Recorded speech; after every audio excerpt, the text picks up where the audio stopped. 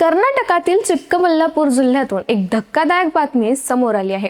Nandi hills जवळील एका होमस्टेमध्ये 26 वर्षीय फिजिओथेरपिस्ट साई सुरभी यांचा संशयास्पद मृत्यू झाला आणि त्याच खोलीत त्यांचा बॉयफ्रेंड संजित अली बेशुद्ध अवस्थेत आढळून आला।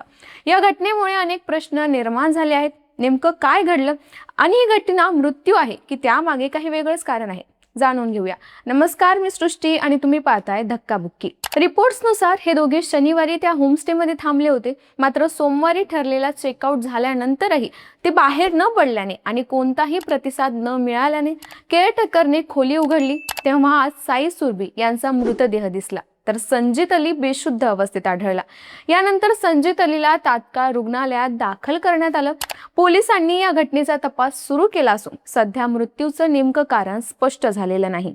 या प्रकरणात पोलिसांनी सध्या अनेक शक्यता तपासायला सुरुवात केली आहे। त्यामध्ये हत्या, आत्महत्या, विषप्रयोग किंवा औषधांचा अतिरेक यासारख्या शक्यतांचा समावेश आहे। मात्र यापैकी कोणताही निष्कर्ष सध्या अधिकृतपणे जाहीर करण्यात आलेला नाही। सुरभीच्या गळ्यात दोरी असल्याचा किंवा गळफासासारखी स्थिती दिसल्याचा उल्लेख काही रिपोर्ट्समध्ये करण्यात आला आहे, तरीही पोलिसांनी यावर अंतिम भाष्य केलेलं नाही। पोस्टमॉर्टम आणि फॉरेन्सिक रिपोर्ट आल्यावरच चित्र अधिक स्पष्ट होणार आहे।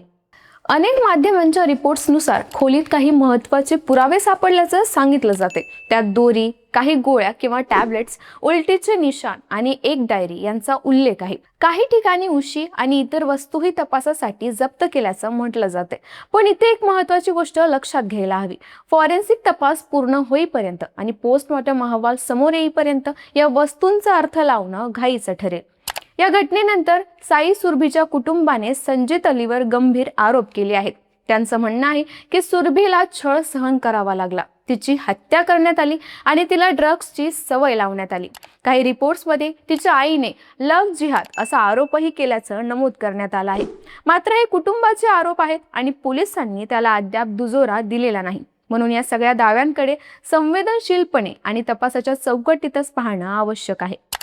माध्यमांच्या माहितीनुसार सुरभी आणि संजित अली यांच्यात काही काळापासून संबंध होते।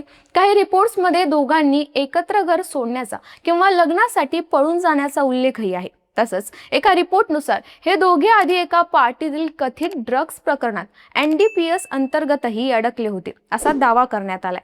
मात्र हा भागही सध्या मीडिया आधारित माहितीवरच आधारित आहे, म्हणून तो अधिकृत निष्कर्ष मांडता येणार नाही।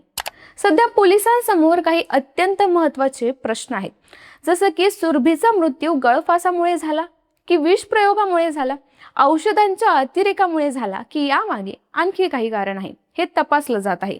संजित अली बेशुद्ध का पडला, त्याने आत्महत्येचा प्रयत्न केला का की तो काही पदार्थांच्या प्रभावाखाली होता, हेही तपासाचे मुद्दे आहेत। तर ही घटना सध्या चिक्कबल्लापूरमधील होमस्टेमध्ये घडलेला एक संशयास्पद मृत्यू एवढ्यापुरतीच मर्यादित ठेवणं सर्वात योग्य ठरेल, कारण हत्या, आत्महत्या, विषप्रयोग किंवा इतर काही यापैकी कोणताही निष्कर्ष अजून अधिकृतरित्या सिद्ध झालेला नाही।